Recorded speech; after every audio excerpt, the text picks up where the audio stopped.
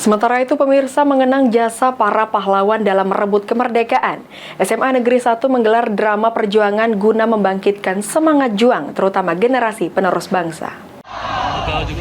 Suasana putih berkibar dengan gagah.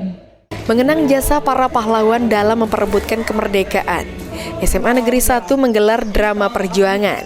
Haikal, salah satu pemeran drama, mengatakan pementasan drama sejarah pertempuran 10 November di Surabaya ini juga guna membangkitkan semangat juang terutama generasi penerus bangsa.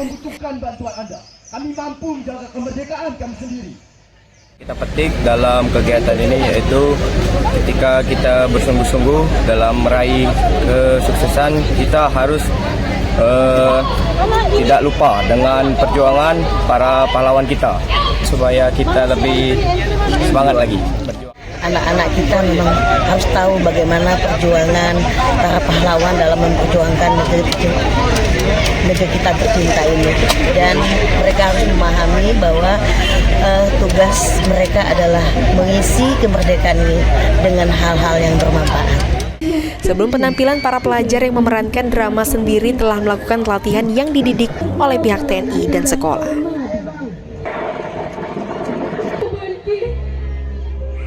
Mardiansyah, Pol TV.